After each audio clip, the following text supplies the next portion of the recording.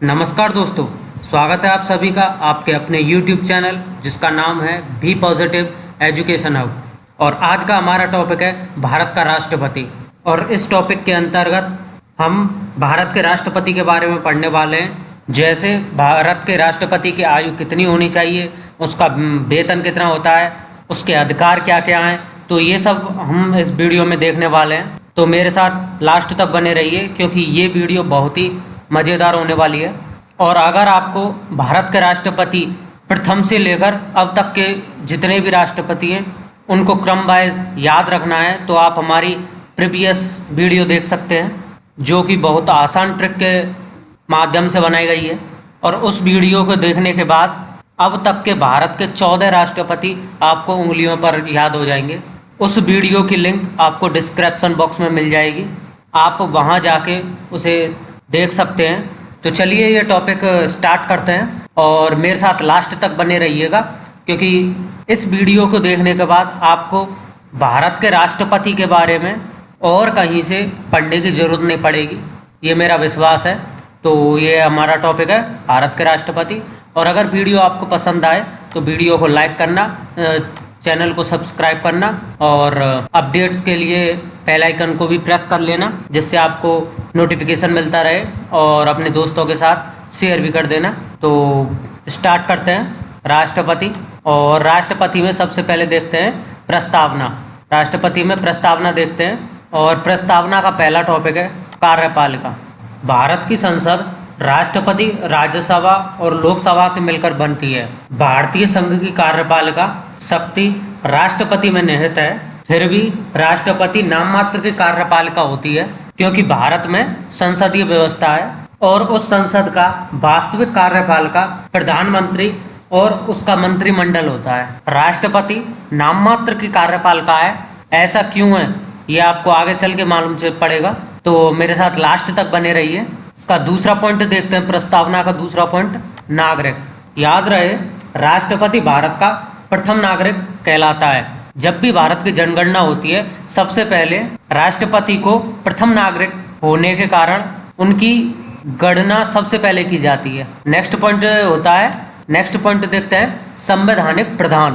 राष्ट्रपति भारत का संवैधानिक प्रधान भी होता है। संवैधानिक प्रधान से तात्पर्य है कि संविधान में राष्ट्रपति को सर्वोच्च माना गया है। तो ये था हमारा प्रस्तावना, पहला पॉइंट। अब दूसरा पॉइंट देखते हैं योग्यता। योग्यता में सबसे पहले आयु, राष्ट्रपति की आयु कितनी होनी चाहिए। और इससे पहले एक और बात बता दूं कि ये जो योग्यता है, योग्यता संविधान के अनुच्छेद 58 में राष्ट्रपति की योग्यता की व्याख्या की गई है, जिसके अनुसार राष्ट्रपति की आयु कम से कम 35 होती है, 35 पूरी कर चुका हो, और सबसे कॉमन लाइन वह भारत का नागरिक हो। और सेकंड पॉइंट है सदस्य। राष्ट्रपति लोकसभा का सदस्य निर्वाचित किए जाने योग्य होना चाहिए। राष्ट्रपति पद के लिए राष्ट्रपति पद का दावेदार लोकसभा का सदस्य निर्वाचित किए जाने योग्य होना चाहिए। और एक और पॉइंट होता है इसमें कि चुनाव के समय लाभ का पद धारण नहीं किया होना चाहिए। और संविधान के अनुच्छेद 58 के अनुसार यदि व्यक्ति राष्ट्रपति या उपराष्ट्रपति के पद पर हो या संघ या किसी राज्य की मंत्रिपरिषद का सदस्य हो तो वह लाभ का पद नहीं माना जाएगा। तो ये था हमारा दूसरा पॉइंट, योग्यता। नेक्स्ट देखते हैं निर्वाचन की प्रक्रिया। तीसरा पॉइंट है निर्वाचन की प्रक्रिया। तो सबसे पहला पॉइंट है उसमें सदस्य। निर्वाचन के समय राष्ट्रपति के चुनाव में कौन कौन से सदस्य शामिल होते हैं, उनमें सबसे पहला होता है राज्यसभा, दूसरा लोकसभा और तीसरा राज्यों की विधानसभाओं के निर्वाचित सदस्य। ये सदस्य मिलकर राष्ट्रपति का चुनाव करते हैं। दोस्तों इस टॉपिक में मैं वही पॉइंट टच कर रहा हूँ जो आ चुके हैं या आने लायक हैं, तो प्लीज मेरे हर पॉइंट को बड़े ध्यान से सुनना। नेक्स्ट पॉइंट है कितनी बार निर्वाचित। इसका मतलब है एक व्यक्ति कितनी बार राष्ट्रपति बन सकता है। तो आपको ये पता होना चाहिए कि एक व्यक्ति कितनी भी बार राष्ट्रपति पद के लिए निर्वाचित हो सकता है। और एक और इम्पोर्टेंट बात, ये राष्ट्रपति के निर्वाचन की प्रक्रिया अमेरिका के संविधान से ली गई है। नेक्स्ट पॉइंट देखते हैं निर्वाचन। निर्वाचन की प्रक्रिया क्या होती है, तो राष्ट्रपति का निर्वाचन समानुपातिक प्रतिनिधित्व प्रणाली और एकल संक्रमणीय मत पद्धति के द्वारा होती है। और अगर इसे सिंपल वे में देखें तो राष्ट्रपति का निर्वाचन राज्यसभा, लोकसभा और राज्यों के विधानसभाओं के निर्वाचित सदस्य करते हैं। नेक्स्ट पॉइंट है निर्वाचन प्रक्रिया में विवादों का निपटारा। चुनाव के अंतराल जो भी विवाद होते हैं उनका निपटारा कौन करता है? तो राष्ट्रपति के निर्वाचन से संबंधित विवादों का निपटारा उच्चतम न्यायालय द्वारा किया जाता है। नेक्स्ट पॉइंट है इसका कार्य अवधि। राष्ट्रपति पद की कार्य अवधि कितनी होती है? तो राष्ट्रपति अपने पद पर पद ग्रहण तिथि से 5 वर्ष की अवधि तक पद धारण करता है और संविधान के अंतर्गत ये भी लिखा हुआ है 5 वर्ष के बाद जब तक राष्ट्रपति पद का उत्तराधिकारी पद ग्रहण नहीं कर लेता तब तक वो राष्ट्रपति जो 5 वर्ष पूरे कर चुका है वह पद पर बना रहता है। हालांकि अपने 5 वर्ष पूरा करने के बाद वो राष्ट्रपति एक कार्यवाहक के रूप में काम करता है। नेक्स्ट पॉइंट देखते हैं इसका शपथ। राष्ट्रपति का पद धारण करने से पूर्व एक निर्धारित प्रपत्र पर भारत के मुख्य न्यायाधीश अथवा उनकी अनुपस्थिति में उच्चतम न्यायालय के वरिष्ठ न्यायाधीश के सामने अपनी शपथ लेता है। तो ये थी हमारा तीसरा पॉइंट था निर्वाचन की प्रक्रिया। नेक्स्ट पॉइंट देखते हैं। नेक्स्ट है पद त्याग। सामान्यतः राष्ट्रपति अपने पद से पद त्याग या तो स्वयं द्वारा त्याग पत्र देके करता है या फिर महाभियोग द्वारा उसको हटाया जाता है। तो पहला पॉइंट देखते हैं स्वयं द्वारा त्याग पत्र। इस प्रक्रिया के अंतर्गत राष्ट्रपति उपराष्ट्रपति के लिए अपना त्याग पत्र देता है और अपने पद से 5 वर्ष पूर्व ही पद का त्याग कर सकता है। दूसरा पॉइंट है महाभियोग। महाभियोग द्वारा हटाया जाना। महाभियोग द्वारा हटाए जाने की प्रक्रिया राष्ट्रपति का अपने पद से पद त्याग करना संविधान के अनुच्छेद 56 और अनुच्छेद 61 के अंतर्गत आता है और राष्ट्रपति को महाभियोग द्वारा हटाया जाना यह अनुच्छेद 61 के अंतर्गत आता है। और महाभियोग द्वारा राष्ट्रपति को तब भी हटाया जा सकता है जब राष्ट्रपति के द्वारा संविधान का अतिक्रमण हो रहा हो। अतिक्रमण से तात्पर्य है राष्ट्रपति संविधान के प्रावधानों का उल्लंघन कर रहा हो और ऐसा होने पर संसद के किसी भी सदन द्वारा उस पर महाभियोग लाया जा सकता है। लेकिन इसके लिए राष्ट्रपति को 14 दिन पहले लिखित सूचना दी जाती है और यह सूचना भी तभी दी जाती है जब उस सदन के 1/4 सदस्यों के हस्ताक्षर हो रहे हो। याद रहे इस प्रक्रिया के अंतर्गत महाभियोग का प्रस्ताव पेश करने वाले सदन के 2/3 सदस्यों द्वारा पारित कर देने के बाद उस प्रस्ताव को दूसरे सदन के लिए भेजा जाता है। फिर उस दूसरे सदन द्वारा राष्ट्रपति पर जो भी आरोप लगाए गए हैं उन आरोपों के बारे में जांच की जाती है या करवाई जाती है और यदि ये आरोप सिद्ध हो जाते हैं और सदन के 2/3 बहुमत से पारित हो जाता है तो इस महाभियोग की प्रक्रिया को पूरा समझा जाता है और उसी तिथि से राष्ट्रपति को पद त्याग करना होता है। और इम्पोर्टेंट बात यह है कि राष्ट्रपति की रिक्ति को 6 महीने के अंदर भरना होता है और यदि राष्ट्रपति पद की रिक्ति 5 वर्ष की समाप्ति से हुई है तो राष्ट्रपति पद का चुनाव उस 5 वर्ष की समाप्ति से पहले ही करा लिया जाता है। और अगर किसी कारणवश चुनाव नहीं हो पाता है तो राष्ट्रपति पद 5 वर्ष बाद स्वतः ही समाप्त हो जाता है, लेकिन वो राष्ट्रपति के पद अवधि पूर्ण करने वाला राष्ट्रपति कार्यवाहक के रूप में कार्य करता है। याद रहे उपराष्ट्रपति राष्ट्रपति के पद पर तब ही काम करता है जब राष्ट्रपति या तो राष्ट्रपति द्वारा समय से पूर्व पद त्याग किया गया हो या उसे पद से हटाया गया हो या राष्ट्रपति की मृत्यु हुई हो। लेकिन एक उपराष्ट्रपति राष्ट्रपति के पद पर अधिकतम 6 महीने तक बना रह सकता है। इस दौरान राष्ट्रपति का चुनाव करा लेना अनिवार्य होता है। याद रखने वाली बात यह है कि जब राष्ट्रपति अपने पद पर 5 वर्ष पूर्ण कर लेता है और फिर चुनाव में राष्ट्रपति चुनाव में कुछ देरी होती है तो ऐसी दशा में उपराष्ट्रपति राष्ट्रपति के रूप में कार्य नहीं कर सकता है। तो ये हमारा चौथा पॉइंट था। आशा करते हैं आपको ये समझ में आ रहा होगा और अगर आपको समझ में आ रहा हो तो वीडियो को लाइक करना और कमेंट में बताना जरूर कि ये वीडियो आपको कैसी लगी। तो चलिए नेक्स्ट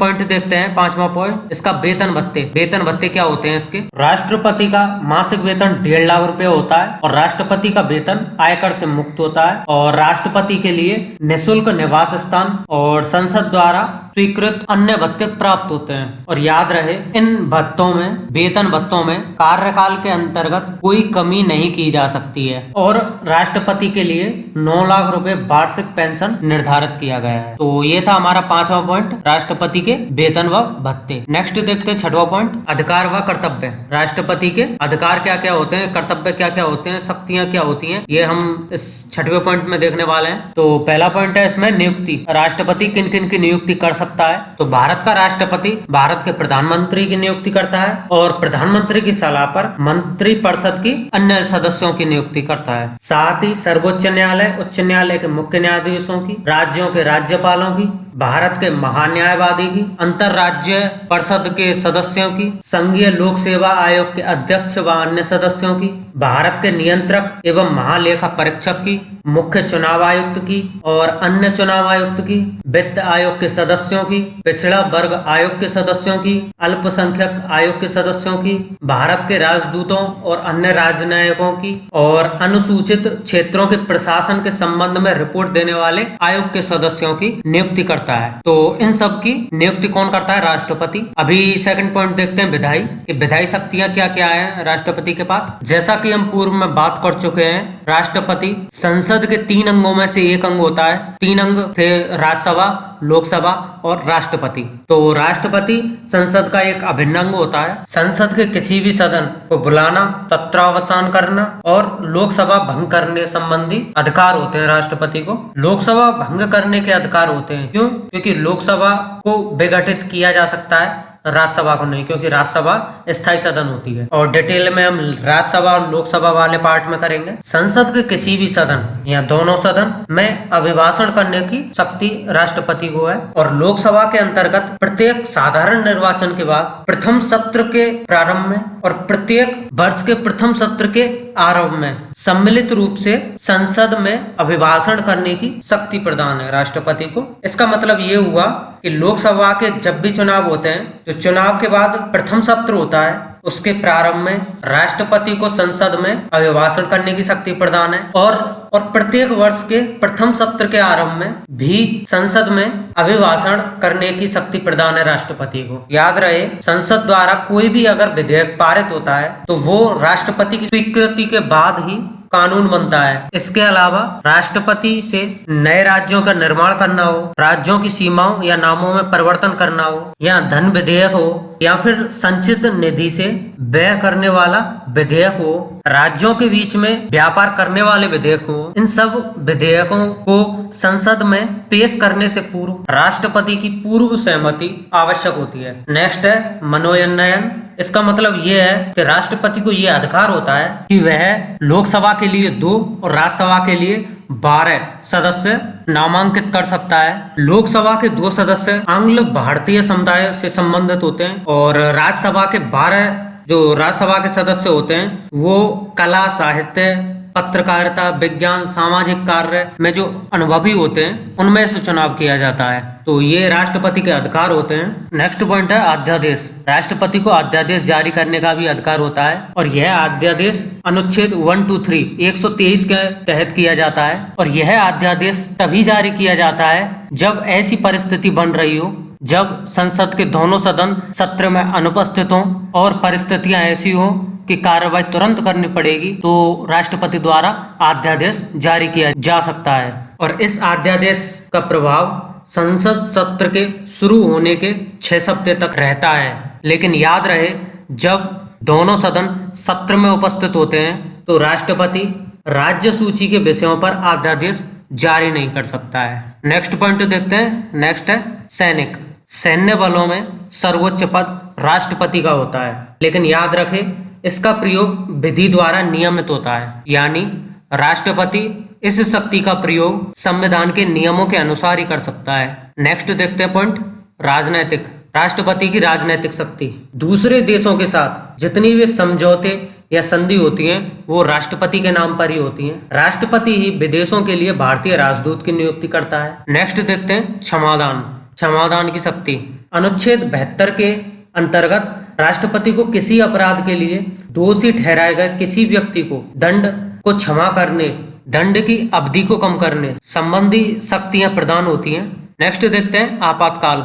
राष्ट्रपति की आपातकाल के समय की शक्तियां। राष्ट्रपति के द्वारा आपातकाल की घोषणा मंत्रिपरिषद की परामर्श के द्वारा की जा सकती है और यह है अनुच्छेद 352 से 360 भाग 18 के अंतर्गत आती है, जिनमें पहला आपातकाल युद्ध व बाह्याक्रमण के समय लगाया जाता है जो अनुच्छेद 352 के अंतर्गत आता है। दूसरा आपातकाल राज्यों में संवैधानिक तंत्र के विफल होने से उत्पन्न आपातकाल होता है जो 356 के अनुच्छेद के अंतर्गत आता है, जिसका दूसरा नाम राष्ट्रपति शासन भी होता है। और तीसरा होता है वित्तीय आपातकाल जो अनुच्छेद 360 के अंतर्गत आता है। और याद रहे यह कम से कम 2 माह के लिए होता है। और याद रहे राष्ट्रपति किसी सार्वजनिक महत्व के प्रश्न के संबंध में उच्चतम न्यायालय से परामर्श ले सकता है जो अनुच्छेद 143 के अंतर्गत आता है। तो ये थी दोस्तों भारत के राष्ट्रपति के बारे में जानकारी। आपको कैसी लगी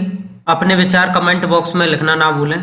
आशा करते हैं ये आपको वीडियो बहुत पसंद आई होगी। अगर ये वीडियो आपको पसंद आई हो तो वीडियो को लाइक करें और चैनल को, जिस भी दोस्त ने चैनल को सब्सक्राइब नहीं किया वो चैनल को सब्सक्राइब कर लें और डेली के अपडेट के लिए, नोटिफिकेशन के लिए बेल आइकन को दबा लें और अपने दोस्तों के साथ शेयर भी कर दें और अपने विचार कमेंट बॉक्स में लिखना ना भूलें। और इससे नेक्स्ट वीडियो राष्ट्रपति पर आधारित क्वेश्चन लाने वाले हैं, तो हमारे साथ जुड़े रहिए और अपना और अपनों का ख्याल रखिए। मिलते हैं नेक्स्ट वीडियो में, तब तक के लिए take care and keep smile.